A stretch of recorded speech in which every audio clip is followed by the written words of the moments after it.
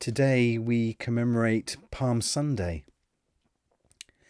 This is the day that Jesus triumphantly comes into Jerusalem, declared the King, declared the person who will release the people from oppression, God's Messiah ready to save.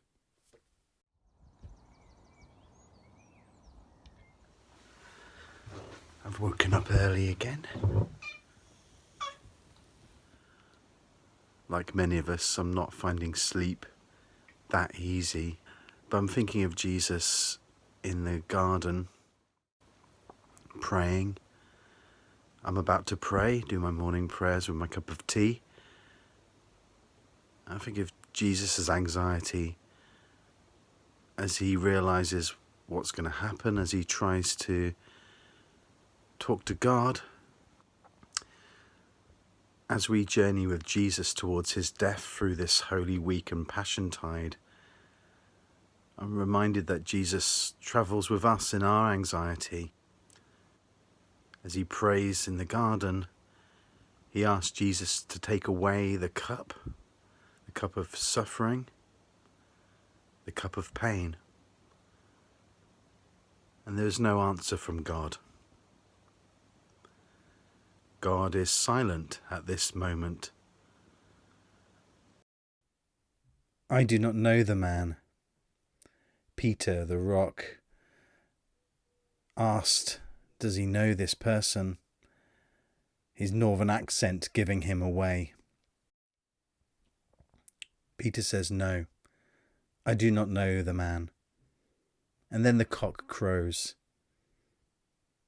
The words of Jesus flood back to him. The guilt, the terrible pain, the betrayal. And Peter weeps. So much of the drama that unfolds before us takes place in the dark. Obviously, the dark means, well, it's where bad things happen. In the dark, you can't see what's going on. And so it is that Jesus' most important 24 hours, most of it takes place through the night.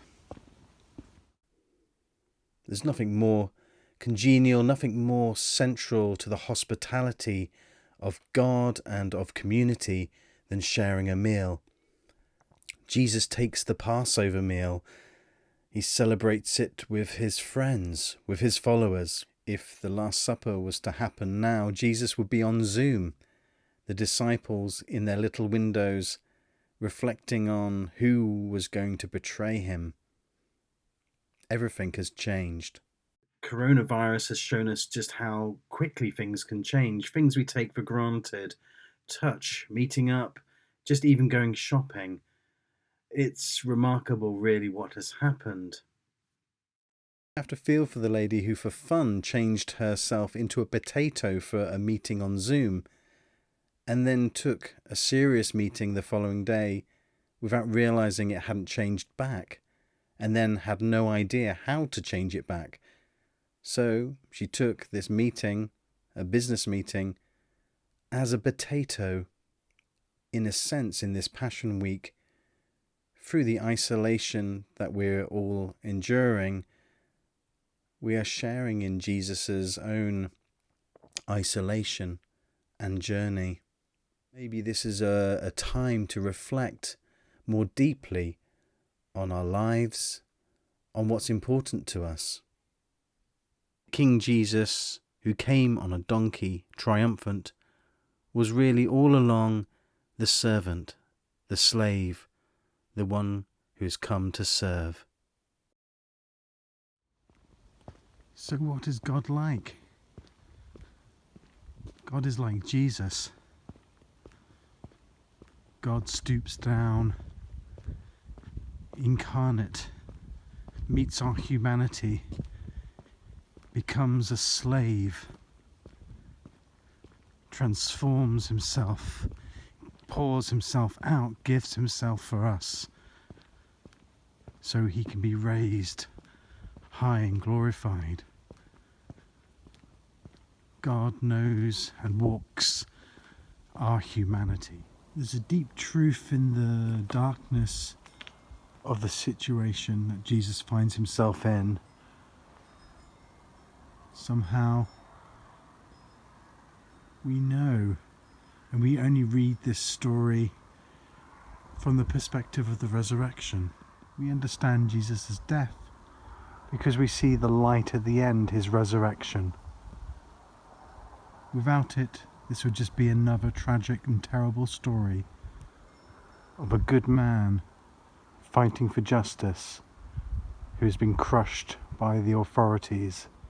Because after dark comes light, and that is what happens and what we understand. Through the depths of darkness, even death itself, finally, eventually, comes the morning. And it's fitting that the resurrection stories all happen in the morning as the sun comes up. God has raised us up through his own humiliation, through his incarnation, through experiencing both what it is to be human and what it is to die. May God draw near to you as he has drawn near to us in humility and service. May you know his love. May you draw near to him. Amen.